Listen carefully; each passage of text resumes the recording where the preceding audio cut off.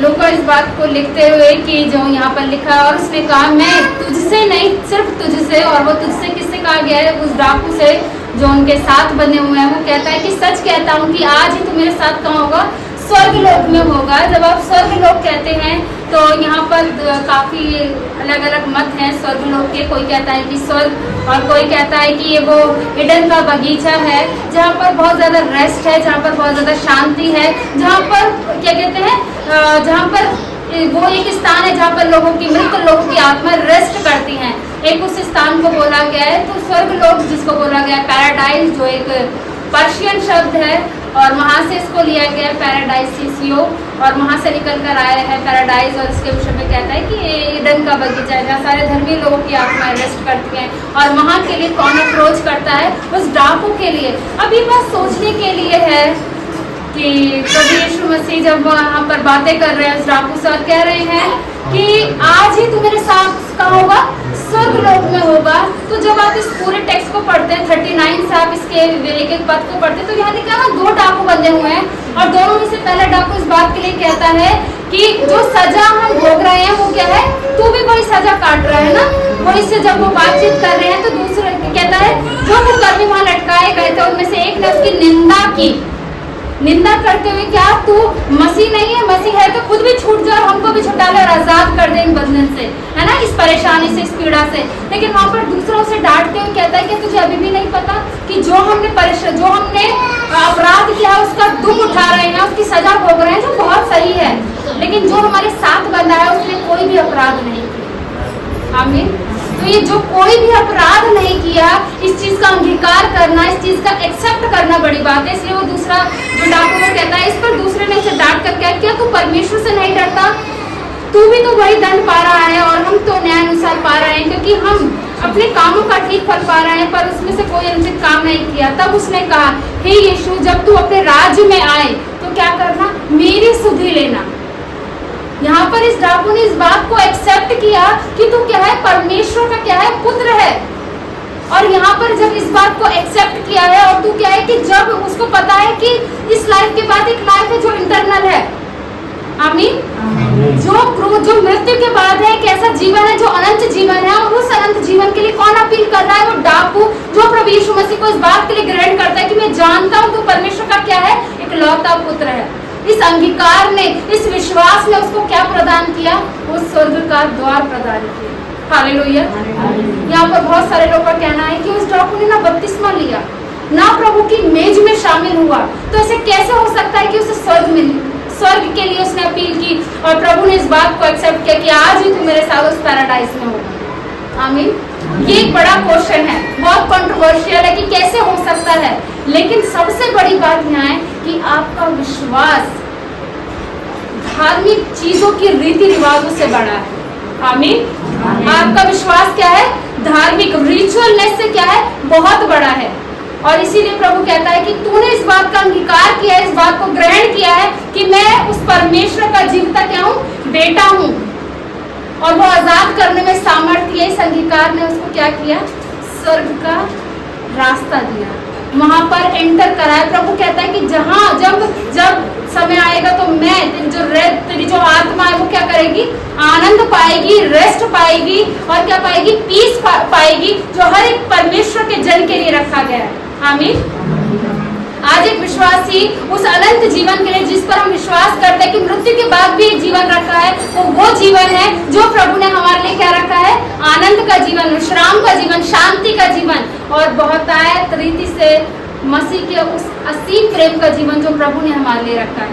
क्योंकि जब आप इस दोनों पदों को देखते हैं, रोमन सोल्जर थे जो नहीं जानते थे कि क्या कर रहे हैं, और ये वो डाकू है जो जानता था कि हम अपने अधर्मों के लिए उस पाप को भोग रहे हैं, लेकिन वहां पर भी उस चीज को अंगीकार करते हुए कि तू क्या है? परमेश्वर का पुत्र है, और वो अनंत जीवन की जो बातें तूने कही हो पूरे तौर से सत्य हैं, और इस बात पर मैं विश्वास करता हूँ। और इस अंगीकार ने और इस बड़े विश्वास ने उसको कहाँ भेजा?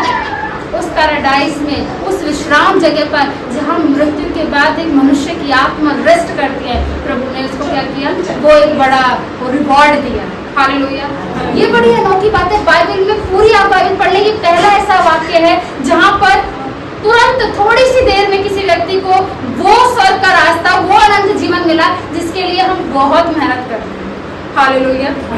ये पहला एक वाक्य है प्रभु के वचन में, ये बड़ी बात है उस अनंत जीवन पर विश्वास करना। और जब हम सेमिनरी में, तो बहुत से लोग ऐसे कहते थे इवन विश्वास कृष्ण मसीह में रहकर भी और बाइबल स्टडी करने के बाद भी, कि हम विश्वास नहीं करते इस बात पे कि स्वर्ग है। लेकिन हम क्यों विश्वास करते हैं? क्योंकि प्रभु का वचन ऐसे बताता है कि स्वर्ग है। प्रभु ने किसके लिए रखा है? धर्मी के लिए वो रखा है। लेकिन बहुत से ऐसे जो बुद्धिजीवी ज्यादा हैं, जो वो कहते हैं कि हम ज्यादा विश्वास नहीं करते कि स्वर्ग है कि नहीं। लेकिन ये एक अलग मैटर है। इसलिए प्रभु ने कहा कि उस डाकू को क्या मिला? करंट तत्काल क्या मिला? बिल्कुल रिसेंटली क्या मिला? एक बड़ा पुरस्कार मिला। वो पुरस्कार क्या था? प्रभु यीशु मसीह ने उसको स्वीकार करने के लिए क्या कहा? ईश्वर को क्षमा स्वीकार करने से चोर को क्या मिला? मोक्ष का अनुभव उसने उसी क्रूस पर लटके लटके। हालेलुया। उस वो अनुभव, जिस अनुभव को करने के लिए एक व्यक्ति अपनी पूरी लाइफ स्पेंड करता है कि प्रभु हमें उस स्वर्ग का रास्ता, वो अनंत जीवन देगा। लेकिन उसने हाल में ही, तुरंत में उसको रिवॉर्ड किया गया इस बात के लिए कि आज ही तू क्या मिलेगा? तुझे मोक्ष का वो अनुभव होगा जो एक विश्वासी के लिए प्रभु ने रखा है।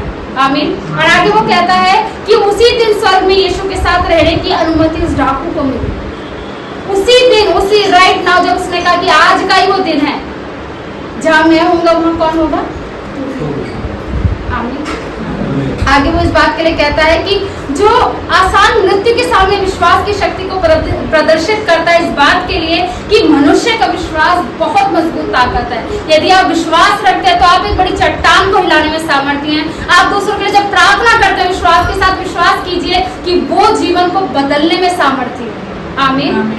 आपका विश्वास सारी बाउंड्रीज के क्या करता है? क्रॉस करते हुए आपको विजेता हासिल कराता है। हर वो बात जो तुमको परेशान करती है, विश्वास कीजिए, प्रार्थना कीजिए, प्रभु आपको बड़ी गवाही के साथ खड़ा करेगा। और ये डाकू के लिए पॉसिबल है उसी यात्रा में जिसमें वो था। आगे वो कहता है कि वो पहला मनुष्य था जिसने इस पुरस्कार को ग्रहण करते हुए स्वर्ग के स्थान में प्रवेश किया। और वो कहता है स्वर्ग का वादा ईश्वर बचाए हुए लोगों के साथ आराम और संगति का स्थान दर्शाता है, जो परलोक के लिए आशा प्रदान करता है विश्वासी के लिए। आमीन। विश्वास कीजिए, अनंत जीवन उन्हीं का है जिसने बड़ा विश्वास किया। यदि आपके पास बड़ा विश्वास है तो आपके लिए बड़ा वो रेस्ट का, वो आनंद का, वो प्रभु ने पैराडाइज रखा है, वो गार्डन ऑफ ईडन रखा है, जो सिर्फ उस व्यक्ति के लिए है जो प्रभु में बड़े विश्वास के साथ आए हैं और बने हुए हैं। और उस डाकू को उसी क्रूस पर क्या मिला?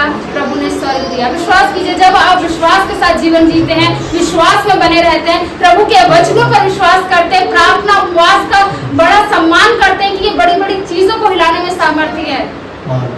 प्रभु आपके लिए वैसे बड़े कार्यों को करने में क्या है? सामर्थ्य परमेश्वर है। और प्रभु ने उससे कहा कि आज ही कोई देर नहीं, सवेर नहीं, कल नहीं, परसों नहीं, राइट नाउ आप मेरे साथ कहाँ होगा? स्वर्गलोक में।